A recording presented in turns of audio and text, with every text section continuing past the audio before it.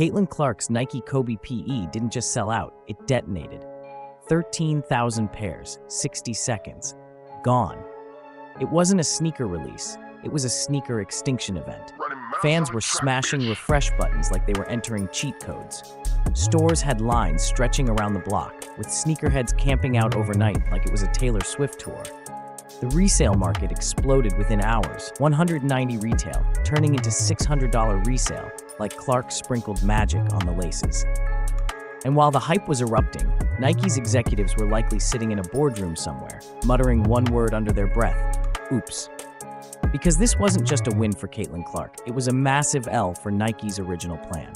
The plan where Aja Wilson was supposed to be the face, the future, the franchise.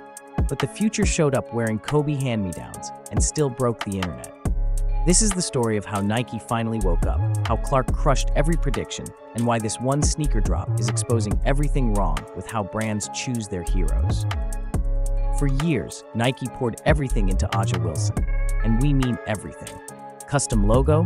Check. Sneakers laced with personal stories, symbols, even Celtic nods to her ancestry? Check. Commercials directed by former first daughters. Yes, Malia Obama directed one herself. Wilson was Nike's golden girl. The brand went all in, convinced that with the right marketing push, they could manufacture a female icon from the ground up. And it almost worked, until Caitlin Clark arrived. While Nike was choreographing photo shoots and crafting brand language, Clark was out here breaking records and pulling in millions of viewers for college games. Her NCAA run wasn't just buzzy, it was historic. Yet, for some reason, Nike sat on the sidelines, slow to act. They bet the house on Wilson. But Clark? She made the house collapse. Clark's first major shoe drop wasn't even a signature. It was a player edition of a Kobe, technically a hand-me-down silhouette with her spin on it. But it moved like the second coming of the Jordan 1. The drop didn't just sell out. It sold out faster than Travis Scott's Jordans, faster than Off-White's. It embarrassed every women's release before it. Think about that. A sneaker with no custom logo, no original design, no lead-up campaign, just Clark's name attached, and boom, instant sellout. Meanwhile, Wilson's fully produced, handcrafted, deeply personal shoe was still in stock. Nike's marketing department, speechless. Clark didn't follow their script. She tore it up and wrote her own. Let's talk data, because hype is great, but numbers are brutal. Clark's drop, 13,000 pairs, sold out in 60 seconds. Resale value hit $600 within 24 hours. Nike's website crashed under the traffic Wilson's drop. Weeks of pre-release marketing, directed campaign, influencer seeding, still available online. Resale value, flat, or worse, discounted. And if you want to look even deeper, let's talk economic impact. Caitlin Clark brought $82 million in economic value to the state of Iowa just by playing basketball. No shoe deal required. That's generational. That's unheard of. Meanwhile, Wilson has Olympic medals, MVPs, and her own shoe line. But she never made Iowa tourism explode or crashed Nike's server infrastructure. The market doesn't care about awards, it cares about energy. This is where the contrast becomes crystal clear. Aja Wilson's brand has always felt built, crafted, designed. Everything about her sneaker line is intentional. The backstory, the colors, the logos, the messages, the celebrity collabs. But somehow, it never sticks. It feels like homework. Like the brand is trying to teach you why you should care. Caitlin Clark? She doesn't explain herself. She doesn't ask for support. She just plays. And somehow, without lifting a marketing finger, she dominates attention.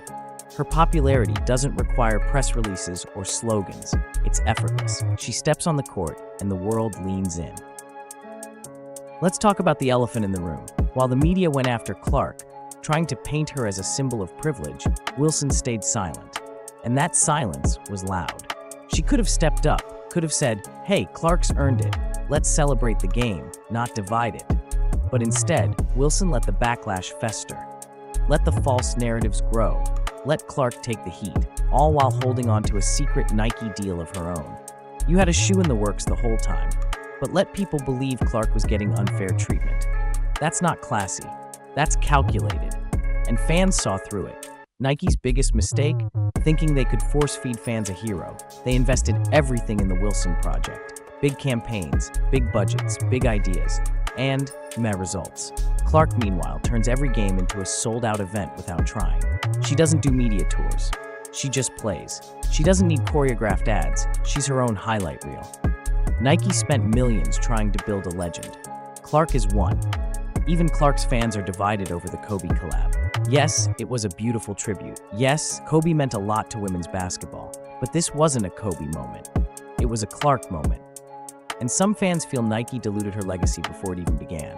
Why not give her an original design? A fresh silhouette? Her own brand? Is Nike still hesitant to go all in? Still waiting for more proof? Because if the sellout speed, resale prices, and cultural chaos weren't enough, what is? There's a deeper divide happening between mainstream appeal and message-driven branding. Wilson's sneakers feel like a cause. Clark's feel like culture. Wilson's shoes say, "Look what this means." Clark's say, "Look what this is." And the public has made their choice. They're not buying shoes to check boxes. They're buying shoes to feel something. Clark makes people feel. She inspires. She excites. She reminds fans why they fell in love with basketball. Wilson's message is valid, but Clark's magic is viral. Nike execs watched their stock fall nearly 60% since 2021. And while they were brainstorming social impact campaigns and trying to engineer buzz, they missed the unicorn sitting in front of them. Clark wasn't just a good player. She was a once-in-a-generation phenomenon. And they nearly fumbled her. Even former Nike execs went public, basically saying, "You clowns let the golden goose walk past you." The brand was too busy being safe, too busy playing politics, too busy slow-playing the obvious. Now they're scrambling to make up for lost time, and Clark's doing all the heavy lifting. Here's the final truth. Clark doesn't need Nike. Nike needs her. They finally signed her. 8 years, $28 million, and now they're hoping the train hasn't left the station. But let's be clear, this isn't about marketing anymore. It's about momentum. Caitlin Clark is doing what no WNBA player has done before, selling out shoes in seconds, turning resale markets into feeding frenzies, filling stadiums like she's U2 on tour, breaking internet traffic records mid-season. She's not just the best player, she's the only one making the sport feel like a cultural event. And that, you can't manufacture.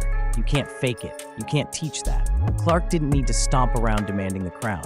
She just earned it, over and over, quietly, relentlessly, undeniably. And now, Nike's marketing plans, Wilson's campaign, all of it, eclipsed. Clark is the face, the franchise, the future.